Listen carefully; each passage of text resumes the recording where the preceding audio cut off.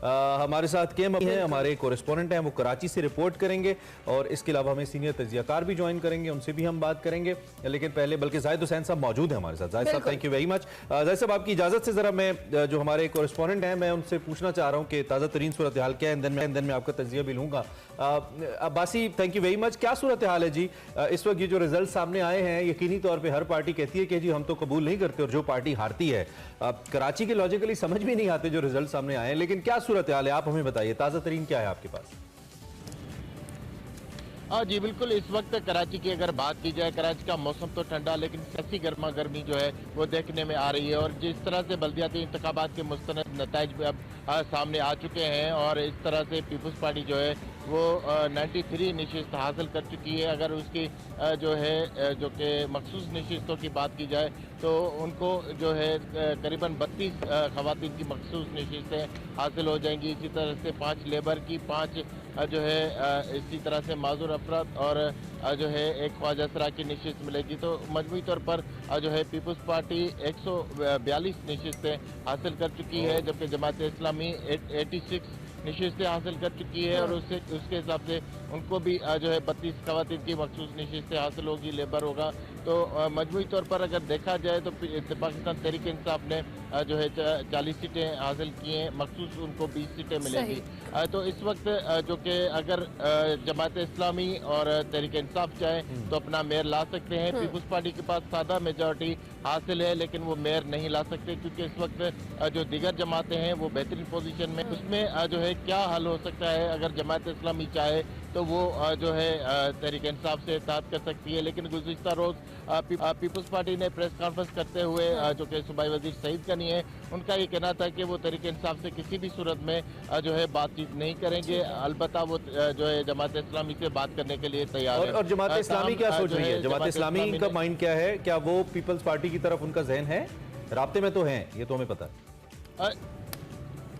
जी बिल्कुल, राब्ते तो होते हैं रहनुमाओं में, लेकिन इस वक्त बाज़ाब्ता तौर पर ऐसी कोई पेशरफ्त सामने नहीं आई, जबकि इस वक्त मुस्तनद नताइज भी सामने आ चुके हैं और तमाम जमातें जो है। ठीक है कि मुबासी आप हमारे साथ ही मौजूद रहिएगा। हमारे साथ जाहिद साहब भी मौजूद है। जाहिद साहब, थैंक यू वेरी मच कि आपने हमें ज्वाइन किया। ये जो अभी हम कराची और हैदराबाद की सूरत हाल के हवाले से बात कर रहे थे, पहले तो ये बल्दियाती इंतखाबात का दूसरा मरहला कराना ये इटसेल्फ एक बहुत बड़ा महाजर था। उसके बाद ये हो गया, उसमें बहुत सारे बाइकॉट्स हुए, फिर अब पीपल्स पार्टी का पहले नंबर पर आना, फिर बाकी जो दीगर जमातें हैं जमात इस्लामी के हवाले से, एंड देन तहरीक इंसाफ। जमात इस्लामी बड़ी होपफुल थी कि बड़ी ज़्यादा सीटें उनको मिलेंगी और वो क्लेम भी कर रहे हैं कि उनको बहुत सीटें मिली हैं। लेकिन जो पीपल्स पार्टी की यहाँ पे कराची के अंदर, आप इसको किस तरह से देखते हैं? और जो बाकी जमातों ने बाइकॉट किया है उसको आप किस तरह से देखेंगे? जी देखिए हाँ, ये काफ़ी जो नताइज हासिल हुए हैं इसकी लोकल बॉडीज इलेक्शन के कराची में, तो वो खासे हैरत अंगेज भी हैं, क्योंकि पीपल्स पार्टी कराची कभी भी पीपल्स पार्टी का गढ़ नहीं समझा जाता था। यकीनी बात यह है कि कुछ ऐसे इलाके ज़रूर थे, कुछ ऐसे डिस्ट्रिक्ट ज़रूर थे जहाँ उनको जो है अक्सरियत हासिल थी, जहाँ से वो नेशनल असम्बली और प्रोविंशियल असम्बली के इलेक्शन भी जीतते रहे। लेकिन जो ओवरऑल रिजल्ट आया उसने बहुत सारे सवालात जन्म दिया है। सबसे बुनियादी चीज़ ये है कि पहले भी इल्ज़ाम यही लगता था पीपल्स पार्टी पे, और जिसकी वजह से MQM ने बाइकआउट भी किया इस इलेक्शन का, और दूसरी पार्टियों को भी इख्लाफात थे। वो ये था कि जिस तरह से नए डिस्ट्रिक्ट कराची में क्रिएट किए गए थे और डिलिमिटेशन जिस तरह से हुई थी, तो उसमें मकसद लगता यही था कि पीपल्स पार्टी को एक हद तक फायदा पहुंचाया जाए। लेकिन उसके बावजूद भी जो है मेरे ख्याल ये उनकी इतनी बड़ी अक्सरियत आना, तो भी जो लोग सवाल कर रहे हैं उसमें काफ़ी एक जवाब भी मौजूद है।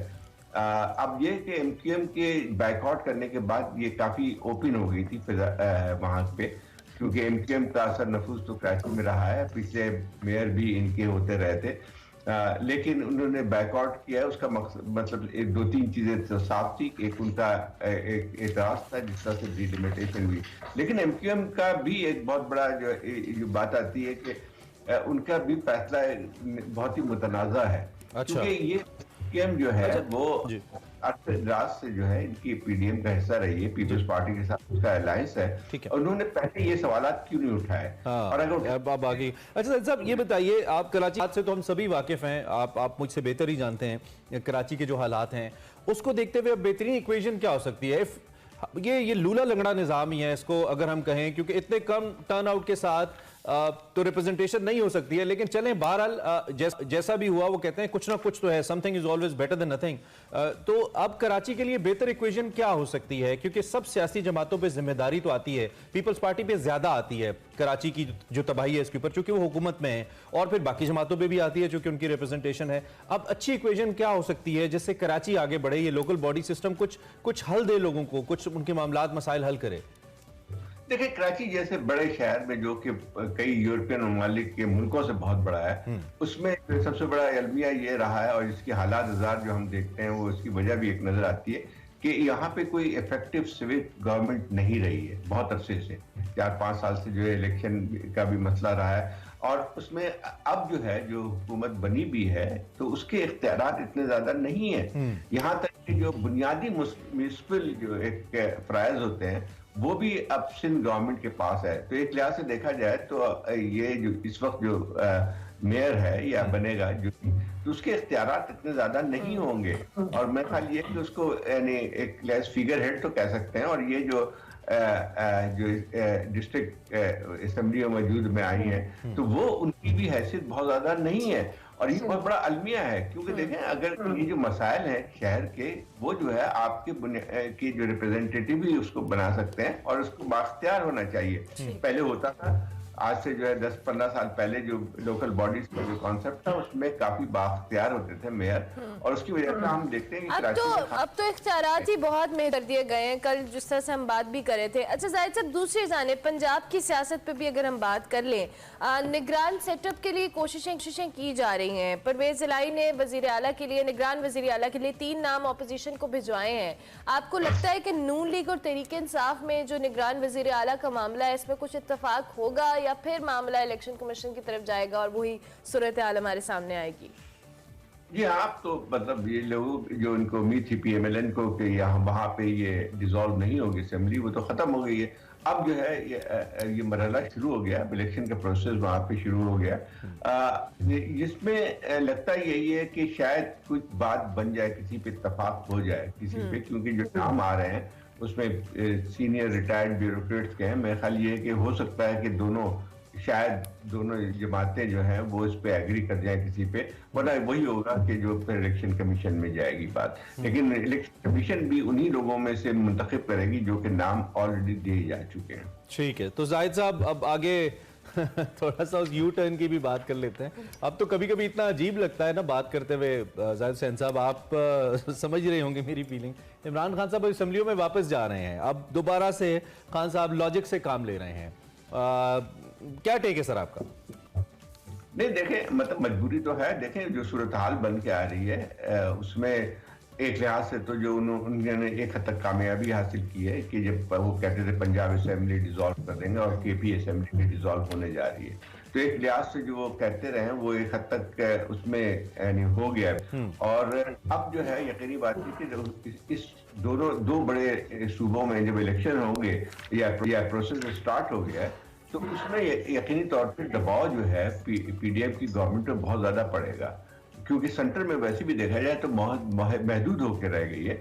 अब वो मेरा ख्याल ये है कि जब ये देख रहे हैं इमरान खान साहब के जो है इलेक्शन का ऐलान जो है नागुज़ीर होता जा रहा है, तो ये बात उनके समझ में आई है कि अगर आप नेशनल असेंबली से बाहर रहते हैं तो उस पूरे प्रोसेस से भी बाहर हो जाएंगे आप। और मेरा ख्याल ये है कि बहुत देर से उनको ये बात समझ में आई है। अगर वो पहले कर लेते तो ज्यादा बेहतर होता। और मेरा उसका रतिया ये होता है कि एक डेमोक्रेटिक तरीके से चीजें जो हैं वो बढ़ सकती थी। लेकिन मेरा ख्याल उनको भी पता है कि अगर फर्स्ट ये वो इलेक्शन वो असेंबली में नहीं होंगे तो उनकी कोई से इनकी जमात की नहीं होगी आइंदा के। अच्छा जाहिद साहब, KPK की बात कर लेते हैं। हमारा छोटा सूबा है, कम बात करते हैं हम इसकी, लेकिन बहुत ही अहम सूबा है, बहुत से मामलात को लेकर पाकिस्तान के बहुत ही अहम सूबा है। उसकी असेंबली भी खान साहब तोड़ रहे हैं। यहाँ पे खान साहब को सबसे ज्यादा सीट्स मिली, पिछले 10 साल से तकरीबन खान साहब की हुकूमत है, और ये वाहिद खान साहब की पार्टी है, इमरान खान साहब की तहरीक इंसाफ है, जिसे खैबर पख्तूनख्वा के लोगों ने 2 बार मुंतखब किया, अमूमी तौर पर नहीं होता, और इसका क्रेडिट भी वो लेते आए हैं। उसके बावजूद अवाम का ये मैंडेट जो अवाम ने उनको 5 साल के लिए दिया, खान साहब इसे अपने सियासी मकासद के लिए, चूंकि वहां पे तो उनके पास मैंडेट है, उनकी हुकूमत है, वो उससे खुश भी हैं, सियासी मकासद के लिए उस असेंबली को भी वो तोड़ रहे हैं, आप इस पे क्या कहेंगे? जी देखिए, मेरे ख्याल इमरान खान साहब का पूरा मकसद ये है कि इस हुकूमत को ना चलने दिया जाए और जितनी जल्द इलेक्शन हो वो किया है, क्योंकि वो समझते ही है कि इस वक्त जो है वो फिजा इनके हक में है। एक पॉपुलर वो जो सेंटिमेंट्स बने हुए हैं उसमें वो ज्यादा दिखा सकते हैं। केपी के गिराने के मकसद ये है उनका कि उस पर हुकूमत पे दबाव ज्यादा पड़े, सेंट्रल गवर्नमेंट पे, क्योंकि अगर दो इससे बड़ी सूबे में जो इलेक्शन होने शुरू होते हैं तो यकीनी बात यह है कि उसके ये मुश्किल होगा प्राइम मिनिस्टर के लिए कि जो है वो अपनी हुकूमत को वहां पे चला सके। लेकिन असल बात यही है कि मेरे ख्याल इमरान खान साहब सोचना चाहिए था कि अगर ये कुछ और महीने इंतजार कर लेते तो वैसे भी होने। अच्छा जाहिद साहब, इन द एंड जल्दी से ये जो तहरीक इंसाफ ने वजीर आजम के खिलाफ अदम एतमाद के वोट की कार्रवाई का फैसला किया है, खान साहब ने दावा भी किया है कि एमएनएज लीगी एमएनएज हमारे साथ राबते में हैं, शहबाज शरीफ साहब की नींदें हराम होने वाली हैं। आपको लगता है कि ये जो अदम एतमाद का वोट है प्राइम मिनिस्टर के खिलाफ, ये इसमें तहरीक इंसाफ कोई अपना रोल प्ले करेगी? नहीं देखिए, इस वक्त तो जो इस वक्त हुकूमत है या शहबाज शरीफ साहब को बहुत ही मामूली अक्सरियत हासिल है, वहाँ पे 1 या 2 वोटों की अक्सरियत हासिल है। और ये जो है, और उसमें देखा जाए कि वो असेंबली भी तकरीबन आधी रह गई है, क्योंकि पीटीआई के मेंबरान जो है वहाँ नहीं जा रहे हैं। रिजाइन तो किया है उन्होंने, लेकिन वो रिजिग्नेशन भी अभी तक एक्सेप्ट नहीं हुए। तो मसला ये है कि ये है, मतलब ये तो नजर आ रहा था कि पंजाब को गिराने के बाद जो है वो उस पर दबाव डालने के लिए वो इमरान खान साहब सब कुछ करेंगे और यही उसकी ही मेरे ख्याल तसलसल है।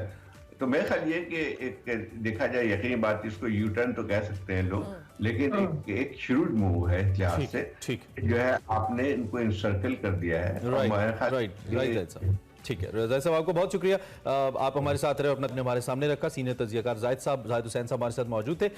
इंडियन जाते जाते मैं जरा एक कराची के हवाले से भी, अच्छा अब ये जो रिजल्ट्स हैं KM Abbasi, I hope you with us, results तो कंपाइल हो गए हैं गैर सरकारी जो तक हमारे सामने आए हैं।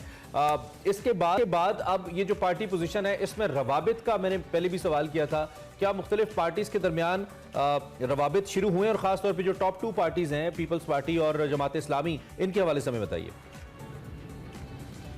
जी बिल्कुल, रवाबित तो लाजमी तौर पर, जो रवाबित नहीं करेगा वो तो पीछे ही रह जाएगा, क्योंकि अब 3 जमातें सामने आ गई हैं। पहले नंबर पे पाकिस्तान पीपल्स पार्टी, इसी तरह से दूसरे नंबर की जो बड़ी जमात है जमात इस्लामी और पाकिस्तान तहरीक इंसाफ, जबकि MQM जो है वो इंतखाबात का बाइकाट कर चुकी थी। MQM के जो बाइकाट से यकीन तौर पर जमात इस्लामी को काफ़ी फ़र्क पड़ा है, लेकिन अगर उस तरफ से देखा जाए तो तहरीक इंसाफ इन बल्दियाती इंतखाबात में काफ़ी पीछे गई है और बैक किया है, उनकी जो है पोजीशन बेहतर नहीं रही। जबकि इस वक्त अगर देखा जाए तो पाकिस्तान पीपल्स पार्टी के पास मखसूस नशीस्तें मिलाकर 142। ठीक है Abbasi, thank you very much, आपने हमें आगाह किया। हम आपसे तफसीलात लेंगे। KM अब्बासी हमारे नुमाइंदे हमें कराची से आगाह कर रहे थे।